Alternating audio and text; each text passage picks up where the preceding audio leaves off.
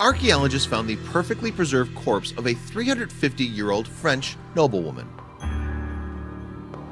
underneath the site of a former medieval convent in the French city of Rennes. A team of archaeologists were hard at work. Slowly they uncovered secrets that had remained buried for hundreds of years. But when the researchers pried open the lid of a 350-year-old coffin, little could have prepared them for what they found inside. Located in Brittany in northwest France, Rennes has been a thriving settlement since it was founded by a Gallic tribe in the 2nd century BC. Over the years, the city has grown, and today it's home to more than 200,000 inhabitants. However, as Rennes moves into the modern age, its landscape is changing irrevocably. Just one example of this modernization is the one-time Jacobin convent, a Dominican building initially constructed as far back as 1369. In the convent's heyday, it acted as an important burial site and was particularly popular with the upper echelons of the Rennes society.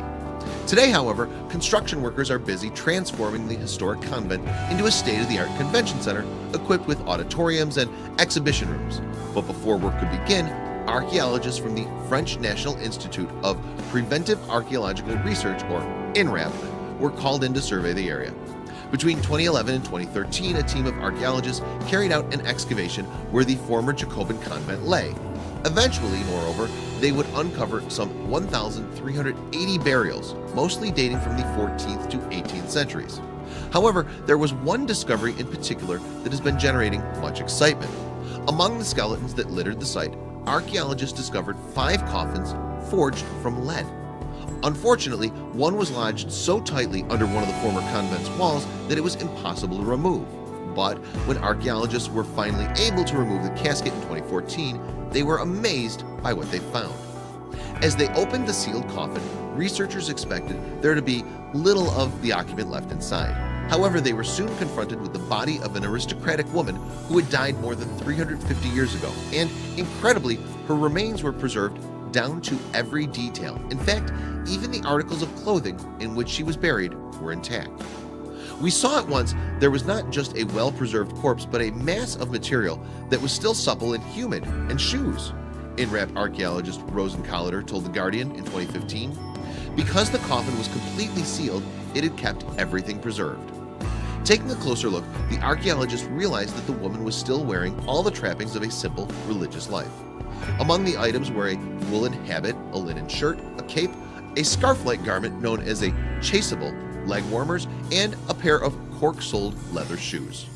Furthermore, a crucifix had been placed in the woman's clasped hands, and her right arm bore a devotional scapular.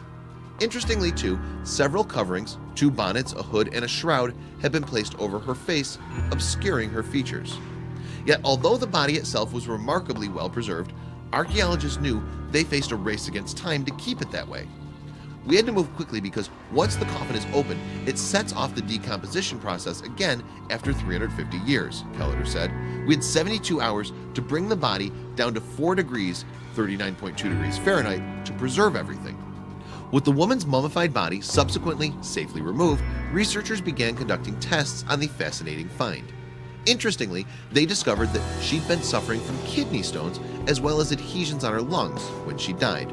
Her heart, moreover, had been removed with surgical precision. But just who was this mysterious woman? Well, on top of her coffin, archaeologists found a clue: a lead container housing an embalmed heart. That said, the inscription suggested that the heart was not her own. Instead, it appeared to have belonged to a knight named Toussaint de Perienne, who died in 1649. Armed with this information, researchers were able to identify the mystery woman as Louise de Quengo, de Perienne's widow. Scientists believe that after the knight's death, de Quengo was presented with the heart at the convent, where she subsequently spent the rest of her life. Then when she died, the organ was buried alongside her. Amazingly too, de Perienne's heart wasn't the only one recovered from the Jacobin convent site. It was in fact one of 5 such discoveries, each housed within its own lead container. As well as Perienne's, 3 of the other hearts bore inscriptions that allowed researchers to identify their owners. Among these other hearts were those belonging to a man named D'Artos, to a man known only as La Bossière, and to a lady by the name of Catherine de Tournemine. Unfortunately though, researchers were unable to discover any more information about these people. Today, only their names remain. In any case, soon the hearts were attracting attention across the scientific community. A team of radiologists were called in, and using CAT and MRI scans, they were able to closely examine the structures of these centuries-old hearts.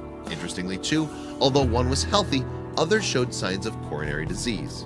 Now back in 2015, radiologist Dr. Fatima Zohra McCrane dismissed the significance of finding Dupérant's heart in his widow's grave. It was common during that time period to be buried with the heart of a husband or wife, she said in a statement from the Radiological Society of North America.